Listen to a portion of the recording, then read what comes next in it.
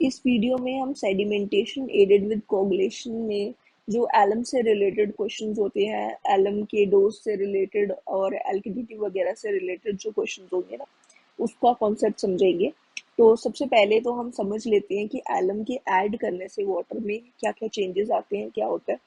तो एलम, जिसको हम एल्यूमिनियम सल्फेट बोल सकते हैं, Al2SO4 whole thrice dot 18H2O, ये इसका फॉर्मूला है।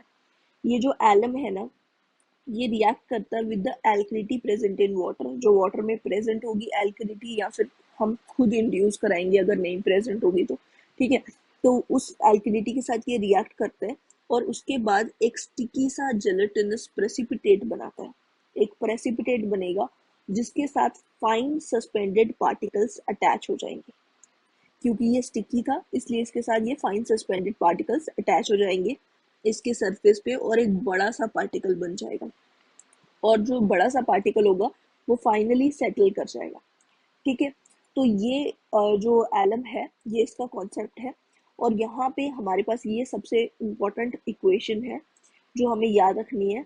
Al2SO4 डॉट 18H2O जो एलम है हमारा, वो रिएक्ट करेगा एल्कलिटी के साथ CaHCO3 होल ट्वाइस के साथ, ठीक है। ये रिएक्ट करेगा और ये एक प्रेसिपिटेट बनाएगा AlOH होल थ्राइस। और यहाँ पे इसके साथ हमें क्या मिलेगी, इसके साथ हमें परमानेंट हार्डनेस भी मिलेगी। CaSO4 जो है ये परमानेंट हार्डनेस है। कैल्शियम और मैग्नीशियम के जो सल्फेट्स होती हैं वो परमानेंट हार्डनेस होती हैं, और जो मतलब कार्बोनेट्स और बाइकार्बोनेट्स होते हैं वो टेम्परेरी हार्डनेस होते हैं, ये तो पता ही होगा आप लोगों को, ठीक है।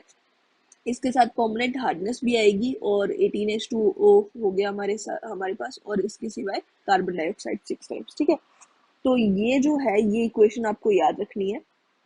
अब जो एल्कलिटी होगी ना, वो ज़रूरी नहीं है कि वाटर में नेचुरली प्रेजेंट हो। अब अगर वो नहीं प्रेजेंट होगी तो हम आर्टिफिशियली इंड्यूस करवाएंगे। कैसे? बाय एडिंग लाइम और सोडा ऐश, ठीक है। इनको ऐड करके हम एल्कलिटी को इंड्यूस करवाएंगे, क्योंकि एल्कलिटी के साथ ही ये रिएक्ट करेगा, इसलिए हमें एल्कलिटी चाहिए है, ठीक है। As soon as alum is added, alum को जैसे ही हम ऐड करेंगे तो एल्कलिटी वाटर की डिक्रीज करती है, ठीक है। और टर्बिडिटी जो है वो इंक्रीज कर जाती है। परमानेंट हार्डनेस भी इंक्रीज करती है, जो आप लोगों ने अभी अभी देखा इसी इक्वेशन में। यहाँ पे ये जो CaSO4 है यही परमानेंट हार्डनेस है, ठीक है। अब हम आते हैं क्वेश्चन पे। अब इस क्वेश्चन में दिया है कि हमारे पास एक कोagulation सेडिमेंटेशन प्लांट है जो कि क्लियर करता है 40 million litre of water every day, ठीक है। The quantity of filter alum required at the plant is, ये फिल्टर एलम की जरूरत पड़ती है, ठीक है। If the raw water is having an alkalinity equal to, raw water के अंदर जो पहले से एल्कलिटी है वो 5 मिलीग्राम पर लीटर है एज CaCO3 के फॉर्म में। Determine the quantity of filter alum, filter alum की हमें क्वांटिटी फाइंड आउट करनी है। And quick lime, quick lime की जिसके अंदर की 85% क्विक लाइम है, ठीक है। क्विक लाइम की और फिल्टर एलम की क्वांटिटी हमें फाइंड आउट करनी है।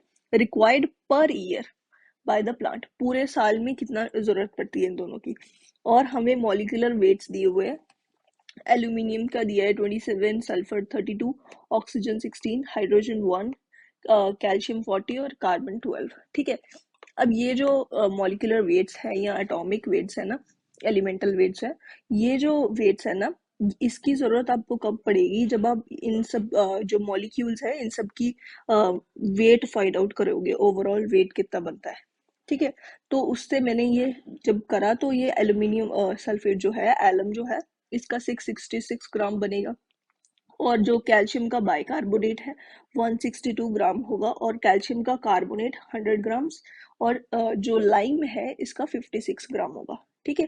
ये इसके वेट्स होंगे जो हमें याद रखने हैं, आप ये याद ही रख लो। और यहाँ पे ये 3 इक्वेशंस है जो बहुत ही इंपॉर्टेंट है। पहली वाली इक्वेशन के बारे में हम ऑलरेडी डिस्कस कर चुके हैं। दूसरी 2 इक्वेशन कहाँ से आती है? यहाँ पे जो हमारे पास एलम है ना, वो रिएक्ट करता है कैल्शियम के बाइकार्बोनेट के साथ, ठीक है। तो बाइकार्बोनेट कहाँ से आएगा ये हमें देखना है।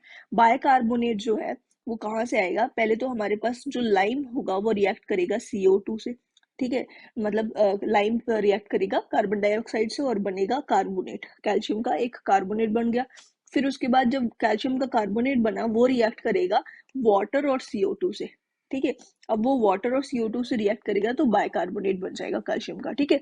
तो इस तरीके से ये जो बाइकार्बोनेट है ये बनेगा और फिर ये यूज होगा इस इक्वेशन में, जो फर्स्ट इक्वेशन है, ठीक है। तो इसीलिए ये तीनों ही इक्वेशंस इंपॉर्टेंट हो जाती है, ठीक है। तो हमें ये तीनों ही इक्वेशंस याद होनी चाहिए। और इवन जो ये मॉलिक्यूलर वेट्स है ना, जो चारों मैंने लिखे हुए हैं, ये भी आपको पता होने चाहिए। एलम का होता है 666 ग्राम, और कैल्शियम बाइकार्बोनेट 162, और कैल्शियम कार्बोनेट 100, और लाइम का 56 ग्राम, क्विक लाइम का 56 ग्राम, ठीक है। अब जो वाटर पर डे ट्रीट करा जाता है वो है 40 million litre of water every day, ठीक है। तो यहाँ पे वाटर ट्रीटेड एवरी डे, या फिर पर डे भी लिख सकते हैं, ये है 40 mld, ठीक है। 40 million litre per day, 40 into 10⁶ litre per day, ठीक है। इतना वाटर ट्रीट करा जाता है हर दिन। और जो एलम हमें दिया गया है, the filter alum required 18 milligram per litre.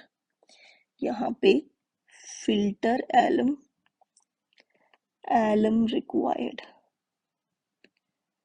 Required is equals to 18 milligram per litre, ठीक है। और हमें हर दिन अगर निकालना हो कि हर दिन कितना एलम जो है उसकी जरूरत पड़ती है, तो filter alum required per day, अगर पर डे हमें कितना रिक्वायर्ड है तो हम इसको वाटर की क्वांटिटी से मल्टीप्लाई कर देंगे, ठीक है। 18 milligram per litre into 40 into 10⁶ litre per day, ठीक है। ये जो लीटर है और ये लीटर यहाँ से कैंसिल हो जाएगा, यूनिट साथ में लिख के रखोगे तो थोड़ी आसानी रहती है। ये 18 इंटू 40 इंटू 10⁶, ये आ जाएगा मिलीग्राम पर डे, और इसी को हम लिखेंगे 18 इंटू 40 kg पर डे, और 18 इंटू 4 इज इक्वल्स टू 72, तो एक और जीरो इसके साथ 720 kg पर डे एलम जो है वो हमें रिक्वायर्ड होगा। और क्वेश्चन में पूछा हुआ है कि पर ईयर कितना रिक्वायर्ड होगा, तो ईयर के लिए हम डे को कन्वर्ट कर देंगे। फिल्टर एलम, फिर से मैं लिख देती हूँ, filter alum required per year, ठीक है। पर ईयर के लिए क्या करेंगे हम, 720 kg जो है ना, इसके साथ नीचे है डे, तो 1 day is equals to 1/365 years, मतलब ये 365 ऊपर आ जाएगा इंटू 720 kg पर ईयर, ठीक है। और इसकी वैल्यू आएगी 262,800 kg पर ईयर, जिसको हम लिख सकते हैं 262.8 टन टन्स पर ईयर, ठीक है। तो इतनी हमारी फिल्टर एलम की रिक्वायरमेंट होगी पर ईयर, ठीक है। तो ये फर्स्ट पार्ट हमारा निकल चुका है। अब हम एलम को ऑलरेडी निकाल चुके हैं, हमें चाहिए एल्कलिटी। एलम कितना रिक्वायर्ड है वो हमने निकाल लिया, हमें चाहिए कि हमें एल्कलिटी कितनी रिक्वायर्ड है अब, ठीक है। और कितनी ऑलरेडी इसमें प्रेजेंट है और कितनी हमें एक्स्ट्रा चाहिए, ठीक है, वो हमें निकालनी है। तो पहले तो इस क्वेश्चन इक्वेशन जो है ना, ये जो हमारे पास इक्वेशन है, इसको आपको ध्यान से देखना है, ठीक है। यहाँ पे एक चीज आपको ये देखनी है, ये जो एल्कलिटी है, हमें अगर मैं इधर लिखूं कि 666 ग्राम जो एलम है ना, 666 gram of alum alum requires, अगर हमें एल्कलिटी कार्बोनेट बाइकार्बोनेट के फॉर्म में देखा जाए तो कितनी रिक्वायर्ड है, 666 gram of alum requires 3 into 162 gram of alkalinity, ये कितनी रिक्वायर्ड है, ये इतनी रिक्वायर्ड है एज CaHCO3, होल ट्वाइस। इस बाइकार्बोनेट के फॉर्म में इतनी एल्कलिटी हमें चाहिए होगी 666 ग्राम ऑफ एलम के लिए। ठीक है, अगर हम इसी को अब कार्बोनेट के फॉर्म में लिखें तो ये 666 ग्राम ऑफ एलम जो होगा ना, इसको चाहिए होगी, रिक्वायर्स 3 × 100 ग्राम ऑफ एल्कलिनिटी। किस फॉर्म में? ये हो जाएगा कार्बोनेट के फॉर्म में, एज CaCO3 होल ट्वाइस। ये कार्बोनेट के फॉर्म में इतनी एल्कलिटी चाहिए है, कितने एलम को? 666 ग्राम ऑफ एलम को। अब देखो यहाँ पे 666 ग्राम एलम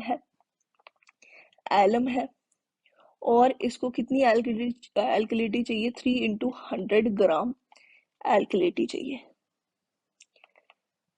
ये है CaCO3 वाली ही है, यहाँ पे मैं CaCO3 भी लिख देती हूँ ताकि कंफ्यूजन ना हो। CaCO3 होल ट्वाइस, ठीक है।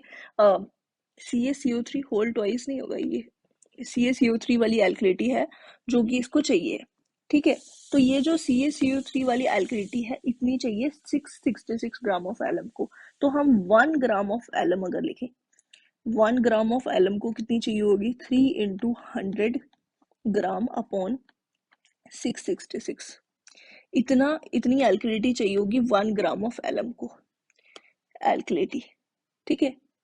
अब मैं ये नहीं लिख रही हूँ कि CaCO3 की फॉर्म में चाहिए, पर ये वाली एल्कलिटी जो है इसको इतनी चाहिए होगी।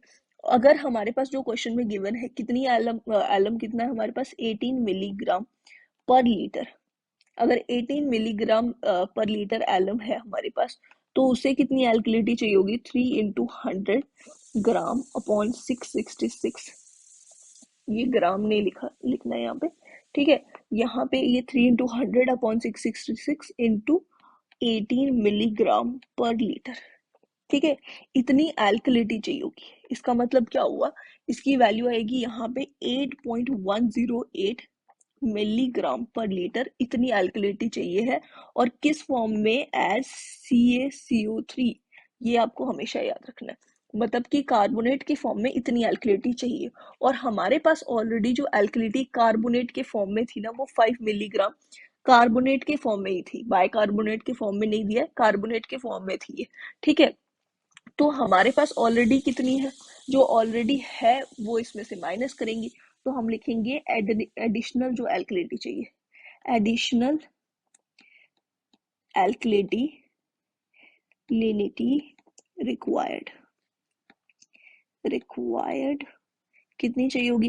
एडिशनल हमें 8.108 माइनस 5 मिलीग्राम पर लीटर। इसमें से माइनस किया तो हमें मिल जाएगा 3.108 मिलीग्राम पर लीटर। किस फॉर्म में? एज CaCO3 के फॉर्म में एडिशनल एल्कलिटी हमें चाहिए। अब यहाँ पे ये चीज ध्यान देने वाली है कि हमें जो क्वेश्चन में पूछा गया है ना, डिटरमाइन कौन सा करना है हमें? क्विक लाइम के फॉर्म में हमें डिटरमाइन करनी है कि एल्कलिटी पर ईयर के लिए कितनी चाहिए है, ठीक है। तो अब हम क्विक लाइम के फॉर्म में इसको निकालेंगे, जिसमें कि ये भी ध्यान रखने वाली चीज है कि 85% लाइम है उसमें, ठीक है। तो यहाँ पे एडिशनल एल्कलिटी हमने लिख दी हुई है। अब हम क्या करेंगे? ये है CaCO3 के फॉर्म में, अब इसको कन्वर्ट करना है हमें लाइम के फॉर्म में। अब लाइम के फॉर्म में हमें कैसे निकलेगा? मतलब कि यहाँ पे एल्कलिटी दी हुई है 3.108। अब हमें पता है कि जो ये CaCO3 है ना, ये इसको 1 मोल ऑफ CaCO3 रिएक्ट करता है CaO, यानी कि लाइम के साथ, 1 मोल ऑफ लाइम के साथ ही रिएक्ट करता है। मतलब कि 100 ग्राम्स ऑफ CaCO3 जो है, 100 ग्राम CaCO3 जो है वो रिएक्ट करेगा 56 ग्राम ऑफ CaO। इसका वेट है 56, ठीक है। 56 ग्राम ऑफ CaO के साथ, मतलब कि अगर हमें निकालना हो 1 ग्राम ऑफ CaCO3 जो है, इसको इसके लिए हमें कितना लाइम चाहिए होगा, कितना CaO चाहिए होगा? 56 ग्राम अपॉन 100, ठीक है, ऑफ CaO इसके लिए चाहिए। और हमारे पास ऑलरेडी जो है, मतलब एडिशनल जो हमें CaO यानी कि जो कार्बोनेट एल्कलिटी जो हमारे पास ऑलरेडी है 3.108, ये है हमारे पास milligram per litre of CaCO3। इसको कितना चाहिए होगा लाइम, ये आ जाएगा 3.108 मिलीग्राम पर लीटर इंटू 56/100, इतना चाहिए लाइम ऑफ CaO। ये हमारा यहाँ से आंसर आएगा, इज इक्वल्स टू, इसकी वैल्यू आएगी 1.74 मिलीग्राम पर लीटर। किस चीज की? क्विक लाइम की वैल्यू CaO, इतना हमें चाहिए होगा। ये हमें चाहिए है क्विक लाइम। लेकिन यहाँ पे हमें एक और चीज जो दी हुई थी कि 85% उसमें लाइम होगा। इसका मतलब कि 85% जो है ना लाइम, जिसमें 85% ऑफ CaO है, उसकी क्वांटिटी कितनी आएगी? 1.74 divided by 0.85 is equals to, ये आ जाएगा 2.05 मिलीग्राम पर लीटर। ये हमारी आएगी। और अब ये हमें क्वांटिटी मिल चुकी है, अब हम पर ईयर के लिए निकालेंगे। ठीक है, इतने लाइम की क्वांटिटी हमें चाहिए, अब हम निकालेंगे पर ईयर के लिए। उसके लिए पर डे जो वाटर हम ट्रीट करते हैं उसके साथ इसे मल्टीप्लाई करेंगे। Quantity quantity of lime required per day, कितना रिक्वायर्ड होगा? वो आ जाएगा हमारे पास 2.05 इंटू 40 mld जो हमारा वाटर था। ठीक है, तो ये आ जाएगा 2.05 इंटू, ये है मिलीग्राम पर लीटर, ये है milligram per litre into 40 million 10⁶ litre per day. ठीक है, ये आ जाएगा पर डे।